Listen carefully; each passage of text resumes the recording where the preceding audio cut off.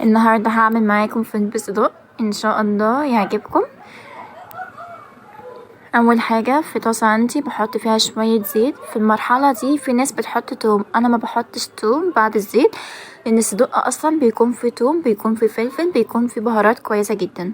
حطيت الصدق، بعد ما بحط الصدق بوطي على النار وبغطيه عشان خاطر ينزل الدهون بتاعته. بعدها بدقيقتين نزل الدهون بتاعته، وبعد كده حطيت الطماطم وبسيب الطماطم لحد ما تدبل. المهم ان هنا هغير لكم الاضاءة وتقولولي انه اضاءة احسن. دلوقتي بشوف على الصدق لقيت الطماطم دبلت، هنا غيرت الاضاءة، قولولي الاضاءة الاولى احسن ولا الاضاءة التانية. هنا انا حطيت الفول. انا في الفول ما بحطش غير ملح وفلفل وكمون، ملح وكمون وليمون، ما بحطش فلفل، ملح وكمون وليمون بس. وهنا ما كانش عندي انا ليمون، حطيت بدل الليمون عصرة برتقال، بس ما عطاش اي فرق خالص، يعني هو زيه كأني حطيت ليمون بالظبط. هنا وانا بحط البرتقال مفيش اي اختلاف، سهل جدا وسريع وطعمه حلو جدا جدا جدا. يلا بينا نغرف مع بعض.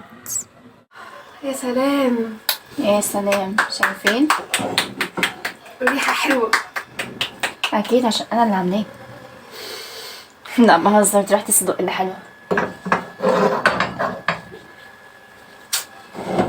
طبعا ده الطبق بتاعي هاكله كله ان شاء الله.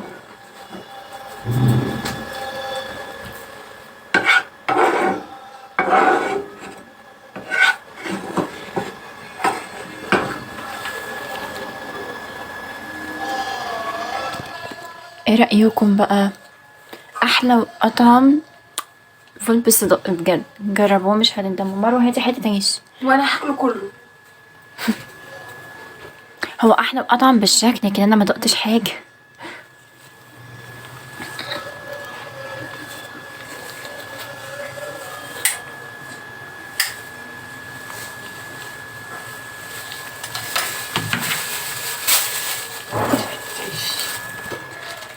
اهدي شويه على نفسك حبيبتي. استني بس ناخد الصدق. ايه بقى مختلف فيه؟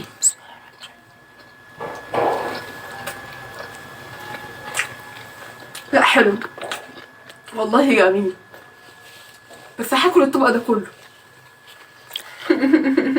البرتقانه مش باينه ان هي برتقانه، زيها زي الليمون. يعني ما فرقش طعمها في حاجه. لا مش باينه ان في برتقال اصلا. تمام، ما تنسوش تجربوه بقى.